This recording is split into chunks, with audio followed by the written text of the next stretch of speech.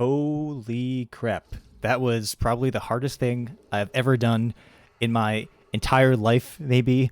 And I've done some hard things. I've won a bodybuilding contest, right? That's pretty hard. But this is way harder than anything else I've ever done. So I'll post the strat that I used because I made it up myself. I didn't see it anywhere, so I just kind of ended up doing this. I'll start with going over the strat, and then afterwards I'll show a breakdown of like my overall damage and the items I used. I think that fighting him over here in the corner is way easier than fighting him, in the center or any other location because it forces these eyes to spawn around him. So I've played around a little bit with like moving him around and like putting him like directly up against that backboard, but this seems to be like a pretty good compromise. So the big thing that I do here, I kind of model this fight as like two modes of fighting. You have two different modes. You have your Bone Storm mode and you have your regular mode, and you cycle between these two modes. This first mode over here, since I have Bone Storm up, is a Bone Storm mode. So what I do is, to go back a little bit, I wait for the ads to spawn. As soon as they spawn, I throw out a D&D on Variss to start getting ready to do my burst rotation on AoE. So they're coming out right now. Throw down a D&D, pop my Crimson Rune weapon, hit him a little bit. Hitting him seems to mostly get the aggro you need on the ads. Then I pop Bone Storm and I use like something else instead of Bone Storm, or in addition to Bone Storm. When I have Crimson Rune up, it's plenty of damage. You see that they die right there pretty easily. I usually alternate between doing Scale and this other trinket that I have that I'll go over later on, where actually I guess I use them both. So the ads, P1 to me was complete total aids until I got the rhythm of the fight down.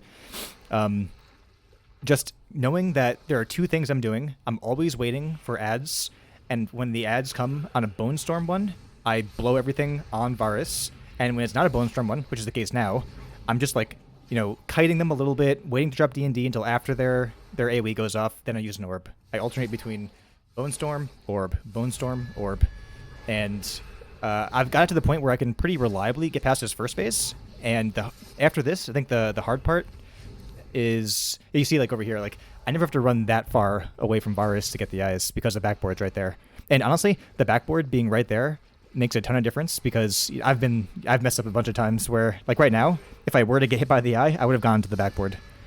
I'll post the macros I used as well. I macro Death's Advance into my Bone Storm, which I just used right there, because most of my damage that I do to Variss happens in these Bone Storm windows. So it's very important that you land the Bone Storm windows. And to make sure, to guarantee that you actually land them, you can use Death's Advance because you won't ever get booped. So this is like a huge advantage that Death Knight has over the other classes, even though our damage is like so low. It's so painful. Unfortunately, I wanted to do it with all Shadowlands gear, but I just couldn't manage to get the damage I needed on P2. Yeah, these ads are definitely a little kind of buggy, it feels to me. They mostly come after you hit Variss, but sometimes they don't. So you've got to just like, commit. And if they don't come, then you might just want to like restart or jump off.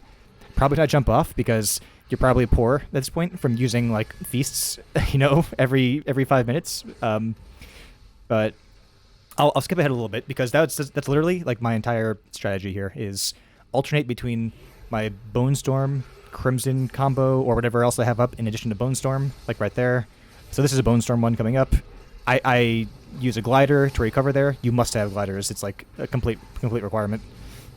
And the next phase would be a non-Bone Storm phase, and he's getting kind of low right now.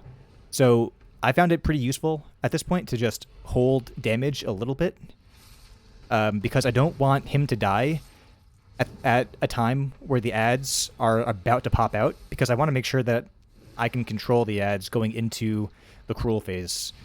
So if I could have it any way I want, I would have him die at the end of this ad phase. So everything is like wrapped up, nice and neat, and I don't have to worry about any messy transition between phases trying to, run and pick up aggro on Kruul.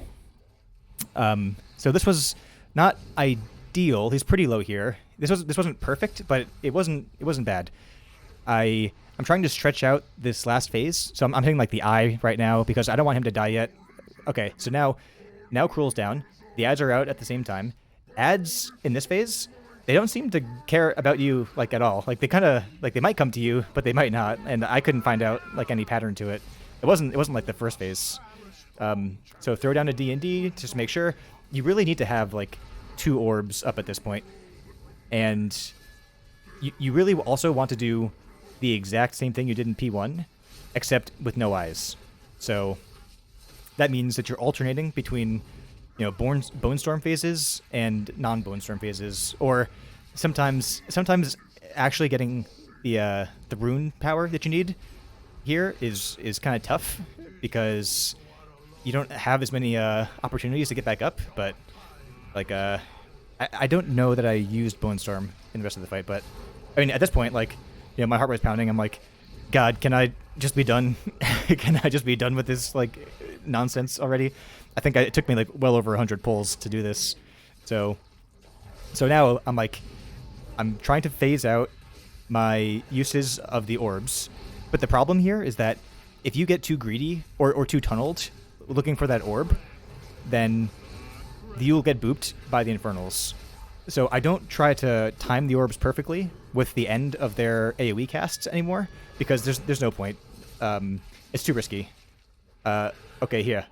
I got that guy down, and then at this point, these ads spawn again, and I'm like, what the fuck? Like, am I gonna lose this because these ads got to kill like Velen? I didn't know, but it turns out no. Like that's just like a thing that happens. They kill Korvath, but yeah, that was ridiculous. I killed him by only 3 stacks of annihilation. That's kind of crazy actually. Yeah, but okay, I'll move on to the next part. Okay, the next part. There it is. Can we just appreciate the transmog for a moment? It's kind of cool. I don't know that it's worth the stress that I've undergone in the last 2 days, but I am glad I have it. So okay, I'll move on to the interesting stuff. What did I actually use? How did I gear? I'm using all Shadowlands gear, so I didn't do any like kind of farming of old content. I really just can't be bothered. So the only thing that I have that's kind of weird is this like +6 strength gem, which is obviously going for like 500 gold right now during the challenge. I'll put that back to a haste gem pretty soon. Otherwise, like I've got pretty standard gear. I tried to gear a little bit more for crit than I normally do, but that wasn't the difference, honestly. It was a couple of things was the difference. Oh, okay, before I go to the difference, I'll just highlight the Grim Codex. I don't normally use this, but this came in pretty handy paired with Blood Spattered Scale for like on-demand AoE damage, and additional single target because our damage is so bad. So let's go to the damage breakdown. As you can see. And as for consumables, you can see I still have it on. I'm using this greater flask of the Undertow. I forgot what this actually turns into in terms of a strength buff when you're inside, but it's higher, it looks like, than our normal Shadowlands flasks, so it's a bit of extra strength. I'm using... I was actually using a Variss food because I mistakenly forgot to eat my feast on the outside. I do use Veiled Augment Runes, and I do use Sharpening Stones and Desolate Armor Kits. So those are mostly from this expansion, aside from the Greater Flask. And the only other thing that's kind of like a little cheesy in terms of scaling is this Unbridled Fury potion paired with drums. This thing actually does a lot of damage. I think it's probably like a scaling mistake, but I'll show you my damage breakdown here. First and foremost is obviously Blood Boil. There's like a ton of AoE in this fight. And Blood Plague. I think most of my damage on Variss is probably Blood Plague. Can I? Okay, so this is what I did to Variss. Actually, Death Strike was my primary, which is no surprise, I think, because I am running the Rune of Sanguination, as you can see over here, which gives you a buff on your Death Strike, the lower their target, the lower the HP is, and like my single target was just like pathetic. Hysteria didn't seem to make a huge difference. I wasn't really rune bound very often, and Crusader, I sometimes couldn't make use of Crusader procs because I was like kiting around the circle. So this worked out pretty well, I think.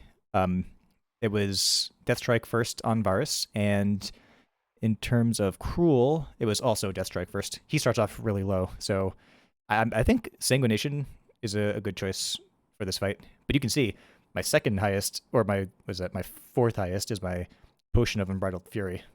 That thing is pretty nuts. And it only lasts for a minute, and it's like 4% of my of my overall, even when you factor in the first fight. So this thing definitely helps, and I killed him at 3 stacks of Annihilation, so I think it probably wasn't required if you just actually hit the phases with the right strats, but I did use it, and there it is. Also Bone Storm, of course. I'll move on to the talents. Blood Drinker, I would recommend highly. It came in very handy. If you only used it to get some damage in on Variss when you were kiting, then it would be worth it. But it's really nice to have this because you can actually use this to take out one of the 4 ads that spawn. So if you're ever like in a pickle and like you won't, you're not confident that you can actually gather them up, or you think a few ticks of their AoE is going to come off, you can like basically kill one of them right as they spawn with Blood Drinker. Hemostasis, I played around with Consumption, but I didn't find the damage good enough to actually keep it. So I got some free healing out of this, and there's a decent amount of AoE, so I got good value out of this. Like I would pump up Hemostasis right before or right after or whatever during Kruul's frontals, annihilations, and that would help heal back up. Blood tap, I always do blood tap. These are all the same. I mean, these aren't like even competitive options with Grip of the Dead, but Bone Storm, at first I was going Red Thirst, but having that Bone Storm on a 1 minute cycle means like every other pack you can save an orb and just like burst down all the ads. I would definitely recommend Bone Storm as well.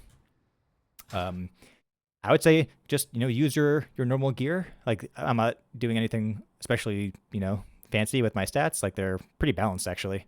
Right now they're all close to 20-25%. I didn't do anything special with enchants. Like really just it's if you can just fight him in that corner, you really make the eyes a lot easier to manage. If you pair your my macros, sorry, I have to go over my macros too. I think I really only have 1 macro, and it's not much of a macro. It is I'm naming them all ZZ something, so I could just delete them all when I'm done with this. Using Death's Advance with Bone Storm guarantees that you can get your full burst window out on Variss without being worried about boops, without having to turn around and care about the eyes. So that part is really great. Having a focus macro for interrupt is like completely required. I tried to do hover macros because I was being lazy in the start, but that was really dumb.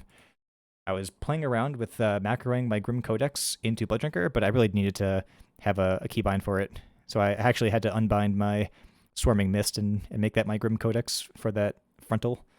Any damage trinket you can get, I think would be pretty handy here. Actually, it was this. How much damage was this?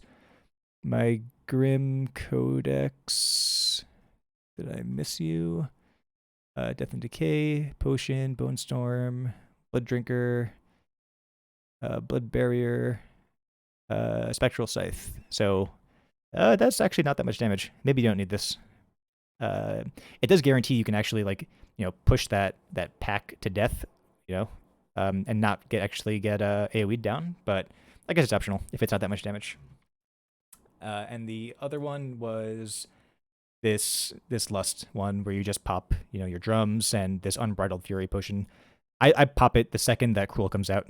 There's really no better time, I think, to use it to guarantee you get full value out of it. So Kruul, there's plenty of guides to explain what Kruul's deal is. Just you can take the first 2, or at least I can take the first 2 hits of Annihilation without any cooldowns at all. The third hit you have to use something. I think I paired my DR along with Rune Tap and maybe even Spattered Scale for the second one. because I wanted to kill off those ads, and it was getting pretty close. So I was like, oh yeah, this is gonna happen. Oh, and I should also go over my weak auras. I made a custom one for this Blood DK Mage Tower. It's pretty simple. Let me set it to load again. I'll link this somewhere. The big thing that I have here is obviously this giant focus. I got this from Wago. It's just like anything to warn me about focusing because I kept on forgetting. So that's a small detail. And then I just made a couple of custom ones. This bad spells one, I just whipped up a alert on twisting reflections and drain life casts. Those are basically those are the things you want to kick when they go off, or you basically lose. So easy enough.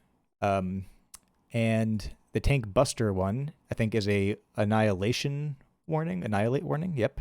So that just gives me a prompt to use a defensive. Tracking my stacks of Aura of Decay and tracking my stacks of Annihilate.